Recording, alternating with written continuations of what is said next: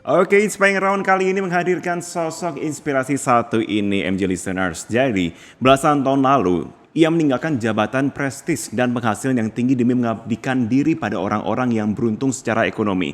Nah, pekerjaannya sebagai dokter, ia didedikasikan untuk mereka, kaum papa. Coba kita sapa langsung untuk sosok inspiring round kita pada pagi hari ini ada Dr. Michael Laksodimulyo, dokter yang kerap disapa dokter spesialis gelandangan. Coba kita sapa Dr. Michael. Hai dok. Selamat siang Marvin Halo, Sulistyo. apa Wow, kabar? suaranya mantap ya. Dari Surabaya saya akan bercerita Luar mengapa biasa. saya menjadi dokter spesialis gelandangan. Silakan Marvin. Terima kasih dokter dari Surabaya, saya dari Jogja dok, sesama orang Jawa kita saling sapa ya dok ya. Oke, Bapak saya dari Jogja Marvin. waduh, Bapak saya dari Klaten. jangan-jangan Ya. tetanggaan. Oke, saya Kulon Iya. Progo. Baiklah. Dok, bentar dok. Ini Oke.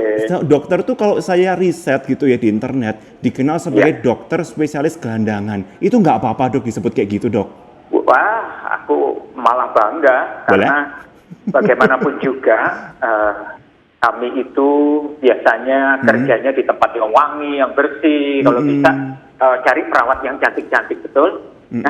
Supaya nggak sumpek karena kita urusannya pasien dengan penyakit itu membuat kita stres, gitu.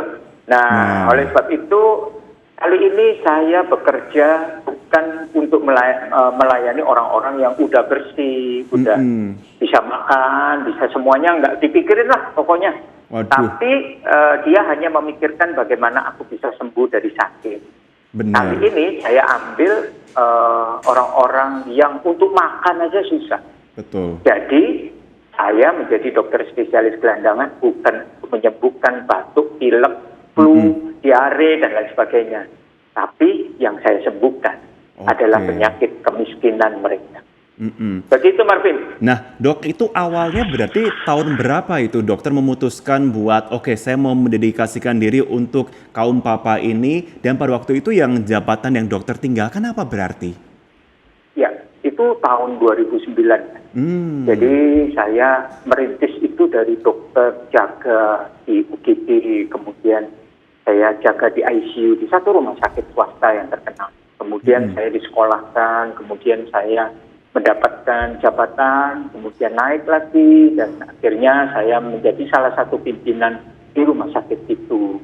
Dan seperti yang kita tahu, untuk menjadi dokter di satu rumah sakit itu, ya alhamdulillah kita pasti tercukupi. Betul. Tetapi kali ini saya merasa bahwa ada satu hal yang harus saya tuaikan janji saya.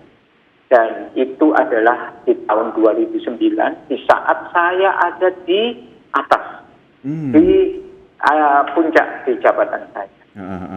Iya, begitu Pak. Oke. Nah, apa sih yang membuat dokter memutuskan untuk melepas posisi dokter demi mereka yang kekurangan? Waktu itu nggak salah saya pernah baca dokter menyebutnya peristiwa yang melepas tanda kutip katarak hati dan membuka mata dokter. Itu gimana itu dok ceritanya?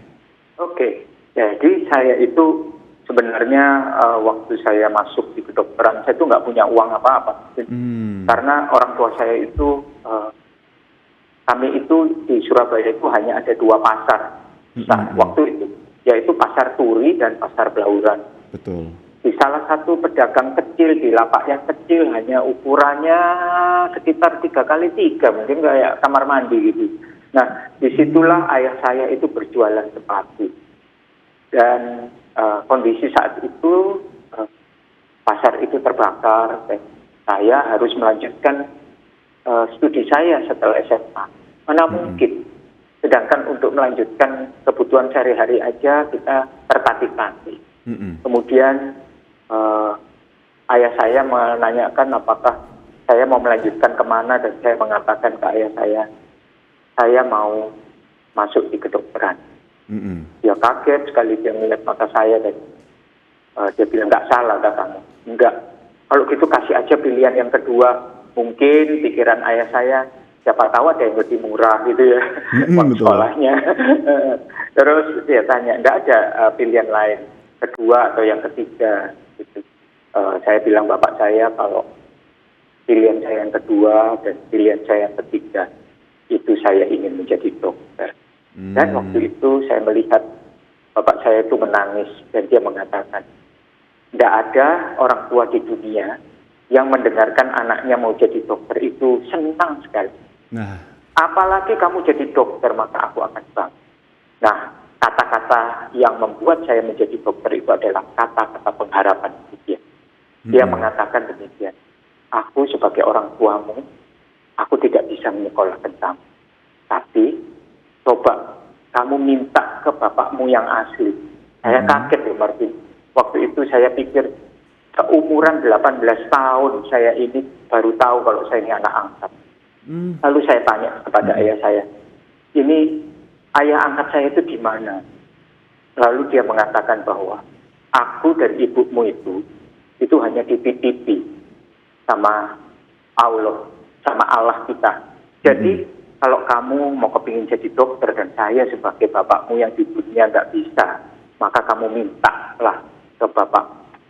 Dan setelah itu kalau kamu betul-betul jadi dokter, kamu memang bukan disekolahkan oleh aku, tapi kamu disekolahkan oleh Tuhan yang ada di atas. Itu yang dikatakan dan saya berdoa dan setelah itu semuanya terjadi. Bahkan bukan hanya S1 kedokteran. Saya bisa melanjutkan S2 saya 2 kali dan melanjutkan studi yang lebih di atas itu. Demikian Marvin. wow, dok, ini ada 2 pelajaran yang bisa kita tangkap dari dokter loh. Yang pertama, pengabdian dokter kepada kaum gelandangan, dan kedua, perjalanan hidup dokter ya. Tapi saya sangat tertarik ini mendengar perjalanan hidup dokter pada waktu awal begitu ya. Karena saya merasakan sendiri cerita dokter ini mirip seperti cerita orang tua saya. Orang tua saya juga dua-duanya dokter, dok, gitu. Dan memang perjalanannya sama begitu. Seperti yang dokter tadi bilang, jadi seperti rasanya itu saya deja vu begitu pada waktu mama saya cerita waktu zaman emak dan engkong saya dulu bilang gitu ke mama saya dulu. Betul dok. Nah tapi dok, pada waktu itu gimana ceritanya? Perjuangan dokter dari awalnya kok bisa dikatakan kuliah itu dari nol sampai kemudian berhasil buat S2 bisa ngambil 2 kali spesialis ini. Kemudian gimana? Apa yang dokter lakukan di sana? Perjuangan seperti apa sih? Ya, tidak gampang. Karena pada waktu itu saya mau ke Manado aja saya nggak punya uang. Saya hanya duduk di satu pelabuhan dan saya duduk di satu koran. Waktu saya ambil koran itu saya baca, di situ ada tertulis penerimaan kedokteran di Manado. Kemudian saya tanya dengan kuli angkat kapal dan saya menanyakan, itu kapal yang kamu angkat barangnya itu mau kemana? Ini tujuan terakhirnya ke Manado. Saya berpikir bahwa ini mungkin jalan Tuhan untuk hidup saya. Dan saya tanyakan, Mas, bagaimana caranya supaya saya bisa sampai Manado nggak bayar? Maka kuli itu mengatakan, masuk aja di kamar mesin, sembunyi di situ, nanti waktunya makan. Sampean itu keluar dan bawa baki yang disediakan di dekatnya tempat makan. Maka kamu dikasih makan sampai ketemu di Manado. Saya nggak tahu Manado itu di benua mana, karena saya nggak pernah keluar dari Surabaya. Dan ternyata kurang lebih sekitar 3-14 hari saya baru sampai di sana karena kapal saya itu kapal barang. Dan sampai di sana saya juga nggak tahu saya harus menginap di mana dan lain sebagainya. Akhirnya saya mencari satu rumah yang besar dan di sana jujur aja orangnya marah sekali waktu saya ketok, orang tua, dan saya menanyakan apakah saya boleh tinggal di sini karena saya nggak punya tempat tinggal. Dan pada waktu itu saya berpikir begini, saudara saya yang muslim aja kalau nggak ada tempat, dia bisa cari musola dan dia bisa tidur di situ. Masa saya yang Katolik saya nggak punya? Dan saya berpikir aku tak tidur di gereja aja, di pelatarannya gereja. Biar kalau dimarahin ya memang saya dulu kan putra altar juga, jadi saya yang bantu. Dan akhirnya waktu saya makan saya berdoa dan Tuhan mengatakan kembali ke tempat itu, katakan kamu adalah orang dari Surabaya dan mau menjadi dokter di tanah itu. Dan akhirnya saya melakukan apa yang menjadi suara yang saya tangkap pada waktu doa makan itu, dan saya kembali ke rumah besar itu dan saya mengatakan, orangnya marah juga karena sakit gitu loh, kakinya itu sakit. Dia mengatakan gini, dokter, Nyong, kamu pakai bahasa Manado ya, kamu itu sudah tahu kalau ini bukan tempat kos, ngapain kok ketok jongkok 2 kali. Lutut saya itu sakit dan dia maki-maki pakai 3 bahasa. Bahasa Manado, bahasa Indonesia, dan bahasa Holland Spreken. Oh iya. Nah, waktu itu saya ikut suara Tuhan dan saya mengatakan, tunggu Oma, jangan banting itu pintu. Saya mau jadi dokter di tanah ini. Asal saya dari Surabaya. Oma, saya akan membersihkan rumah ini. Saya akan nyapu, ngepel. Jam 3 pagi. Dan mulai dari saat itu, Oma membawa saya di satu gudang yang kotor dan harus saya bersihkan. Tapi saya nggak sempat bersihkan karena saya capek sekali. Dan besok paginya, mulai saat itu, sampai saya menjadi dokter muda, saya menjadi asisten rumah tangga di tempat itu. Wah. Saya harus mencuci, menyapu, demi saya mempunyai tempat kos nggak bayar, Mas Marvin. Seperti itu. Silakan, Mas Marvin. Perjuangan banget itu loh dok, aduh saya nggak kebayang itu zaman dulu dokter juga bisa meyakinkan kembali sang Oma di sana ya, sampai sekarang dokter bisa menjadi dokter yang begitu menjadi inspirasi banyak orang. Tapi saya pengen kembali lagi dok, pada waktu momen dokter rela melepas jabatan dan kemudian kembali mengabdi pada Duafa begitu ya. Dokter kemudian bergabung bersama Yayasan Pondok Kasih. Ini yayasannya soal apa berarti ya dok ya, boleh dijelaskan? Ya. Yayasan ini saya temui pada waktu saya menemukan seorang ibu namanya Mama Hana. Jadi ibu ini mengatakan, dokter, setelah dokter makan siang saya akan ajak ke dunia yang namanya Under the World. Wih, Under the World itu apa gitu ya. Saya pikir ternyata yang dimaksud itu adalah dunia kemiskinan di bawah dunia kenyamanan. Jadi saya dibawa ke bawah jembatan tol dan kemudian saya menemui ibu ini lari, saya kaget itu karena dia naik mobil dan dia minta berhenti, dia lari-lari. Kemudian setelah itu dia peluk, ternyata ada pengemis tua tuh lagi mau nyebrang, Marvin. Jadi waktu mau nyebrang itu dia angkat badannya, kemudian dia ciumin pengemis tua ini, kemudian dia mengatakan kepada saya, itu pengemisnya baunya setengah mati dan penuh dengan apa ya? Luka kalau bahasa gitu ya? Indonesianya apa? Kalau di bahasa Jawanya iler gitu ya. Bahasa Jawa apa ya? Penuh dengan itu sih lelehan ludah ya. Betul gitu kotoran ya. begitu ya. Pokoknya iler lah ya. Nah, kemudian itu baunya setengah mati dan kemudian dia mengatakan dia perlu ciumin dia. Seperti seorang saudara yang lama sekali nggak ketemu. Nah, begitu. Halo? Iya, lanjut dok. Ya. Kemudian setelah itu dia mengatakan, melihat kepada saya dan melihat saya mengatakan, kamu tahu enggak, Michael, kalau kamu mau membuat Tuhan itu tersenyum, ini adalah mutiara Tuhan yang banyak sekali tercecer di dunia. Kalau kamu mau membuat Tuhan tersenyum, bawa mutiara ini ke tangan Tuhan, nikmati senyuman dia, dan kamu harus merawat dia, karena ini adalah mutiara Tuhan. Dan saya ingat terus dan saya menangis waktu itu. Saya mengatakan, ampuni saya Tuhan. Karena saya itu waktu berangkat itu nggak punya apa-apa. Sekarang saya menjadi seorang yang mendapatkan jabatan, mendapatkan gaji, mendapatkan istri yang cantik, minta anak yang cantik pun dikasih semuanya. Dan apa yang terjadi? Saya lupa.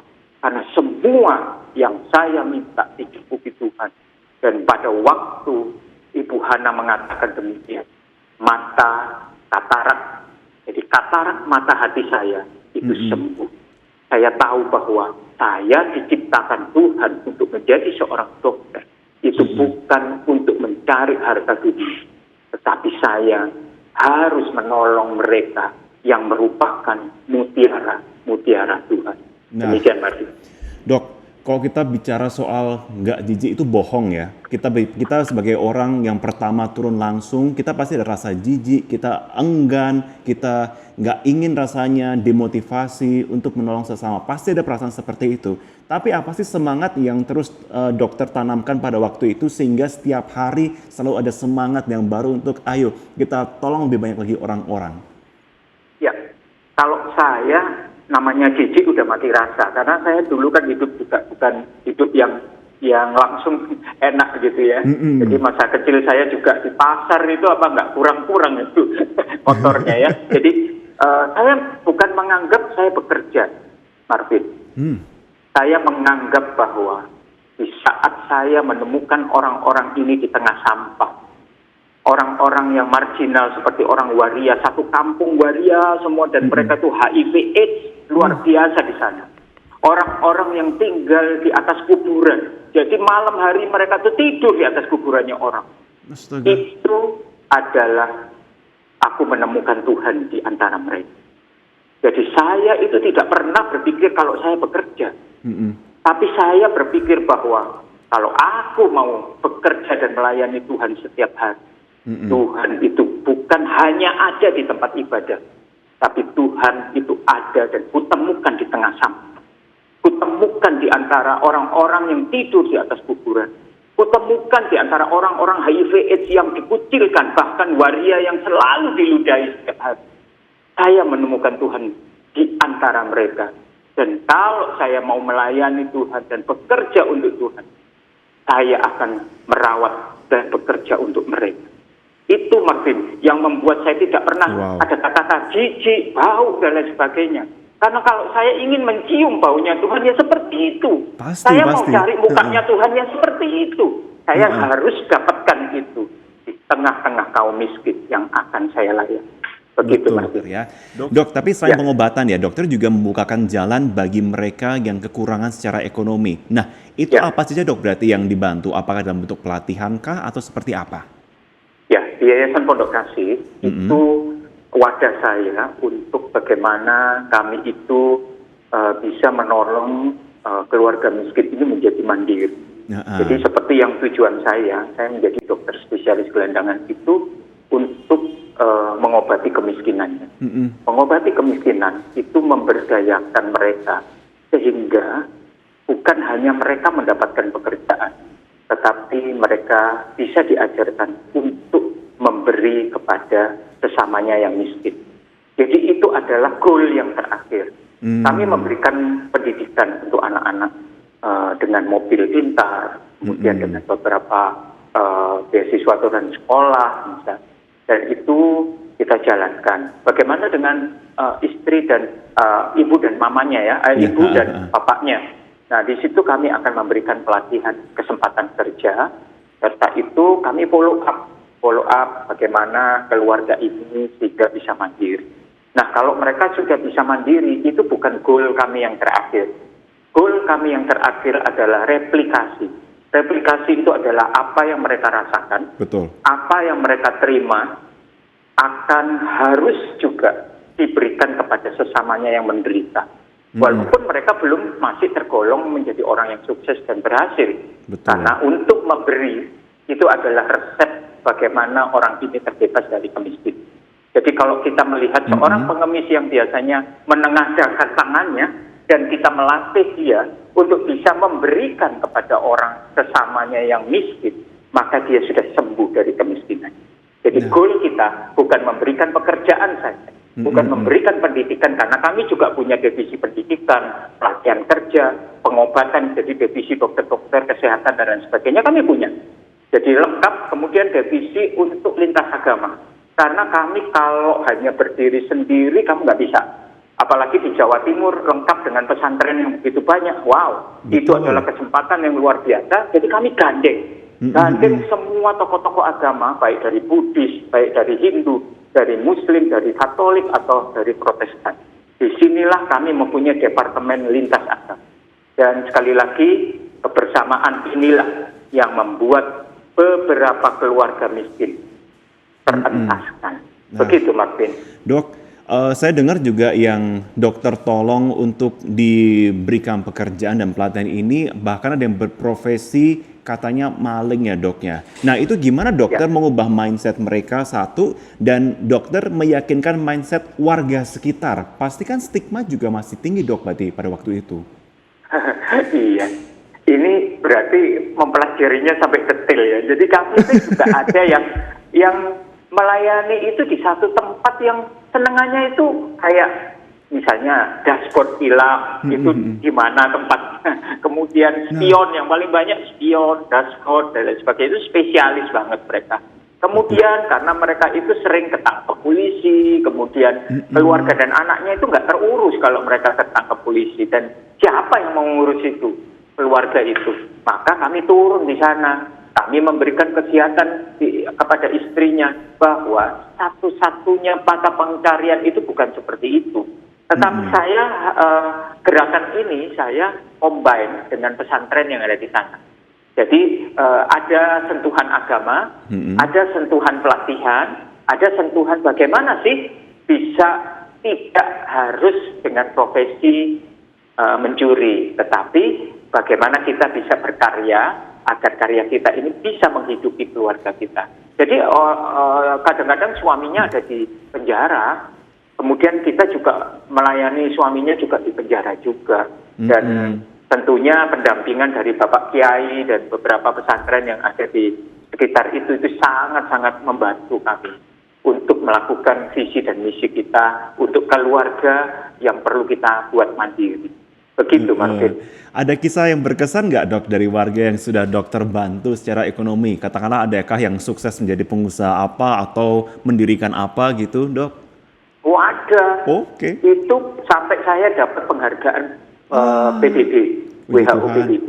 Oh my God. Itu karena apa? Saya menemukan seorang tukang becak yang istrinya pemulung. Jadi dia memilah sampah.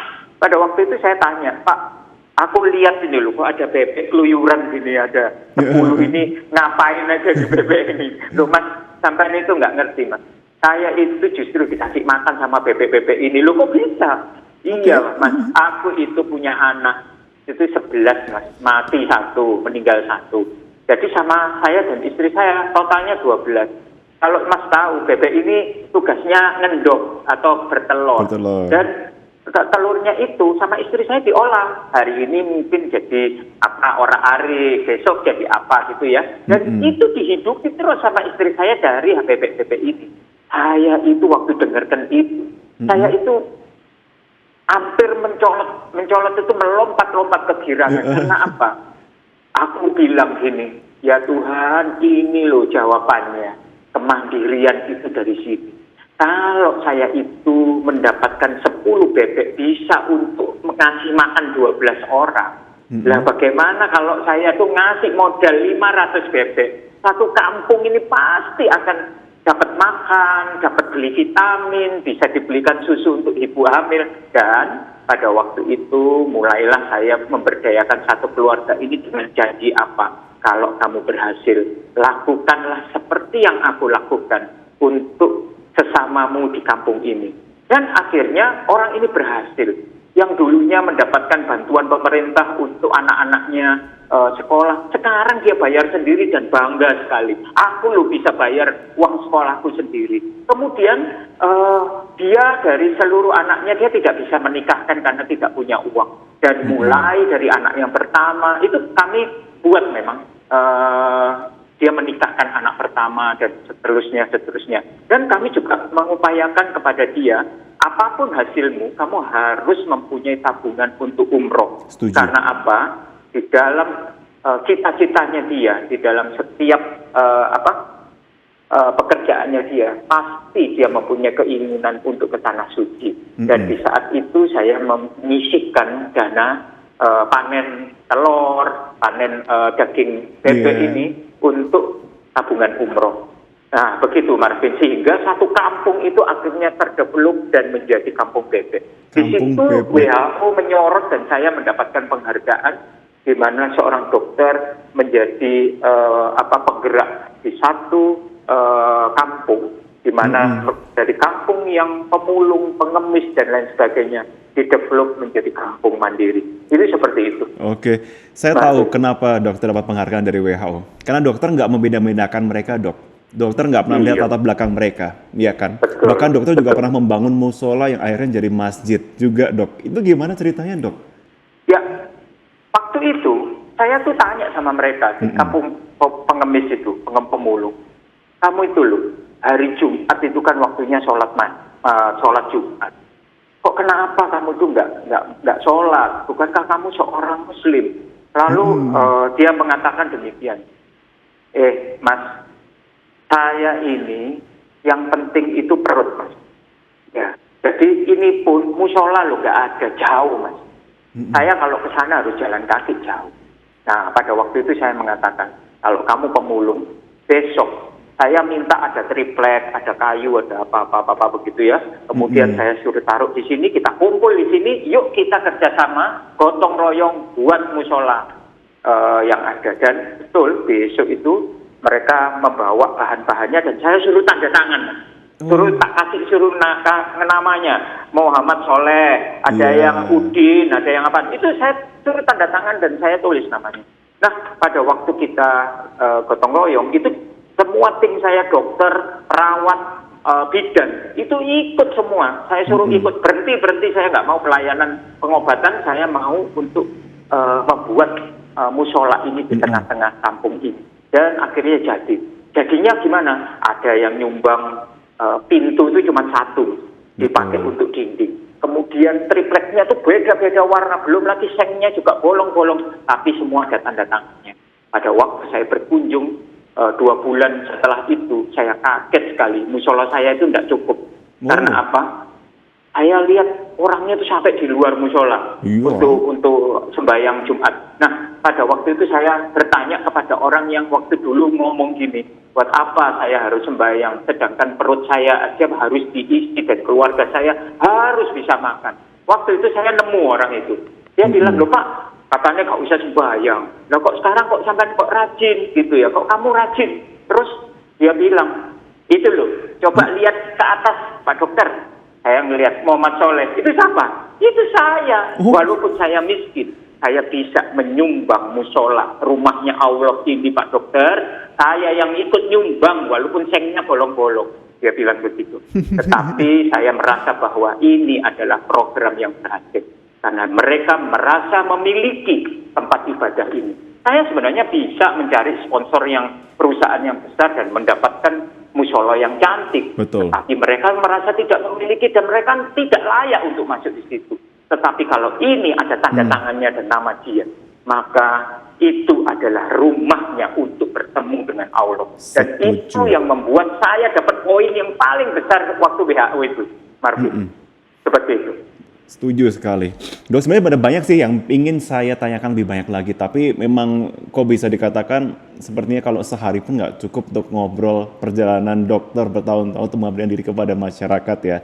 Tapi boleh dok, terakhir, apa sih pesan dokter untuk MG listeners semua di sini agar punya semangat yang sama seperti dokter juga untuk bisa berbagi, tidak membeda-bedakan orang dan tentunya tidak melihat latar belakang mereka. Monggo dok.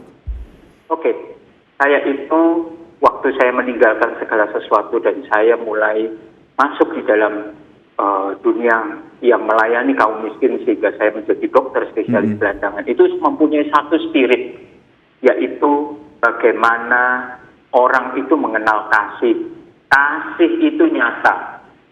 Betul. Kasih itu ada sukacita di dalamnya. Kalau tidak ada sukacita itu bukan kasih. Dan yang ketiga, kasih itu mampu menembus perbedaan. Jadi, kalau kita mau mengasihi orang lain, kita mau mencintai orang lain yang ada di sekitar kita, ada di dalam keluarga dekat kita dulu. Kemudian baru kita lihat orang yang di sekitar kita, baru orang yang jauh dari kita. Maka sekali lagi, inilah kasih yang harus disebarkan, virus cinta ini harus disebarkan ke seluruh Indonesia, apapun agamamu. Jadi sekali lagi, kita bisa menjadi Indonesia yang bersatu, Indonesia yang sejahtera, Indonesia yang bahagia, kalau kita bisa menolong orang lain. Karena pada dasarnya, kita harus tahu bahwa kita lahir untuk bisa menghidupi orang lain. Itu kata-kata dari Dr. Samratulangi. Cito, Timo, Tumo, To. Itu pada waktu saya belajar di Manado itu ya. Artinya manusia hidup untuk menghidupkan orang lain. Dan itu saya kenang terus. Dan saya bersyukur, kenapa kok saya itu sekolah kok jauh-jauh sampai di Manado. Hanya karena kata itu yang saya dapat. Dan itu merubah hidup saya. Membuat saya menjadi punya ciri khas sendiri, menjadi dokter spesialis gelandangan. Saya rasa semua pendengar setuju dengan kata-kata saya. Yes. Yuk kita bangun Indonesia ini, ayo kita saling membantu, kita bersama-sama mempunyai negara yang rukun, bahagia, dan selalu sukacita. Begitu, Marvin. Dokter, terima kasih sudah menjadi berkat dan kasih untuk sesama dan berbagi untuk kita semua dalam Inspiring Room kali ini. Terima kasih Dokter Michael Laksodimulyo sudah bergabung. Dok, sehat selalu. Saya tunggu kalau main ke Metro TV ya. Ya, terima kasih Marvin. Terima kasih. Salam buat sehat. Ibu Ami. Oh iya, ada depan saya.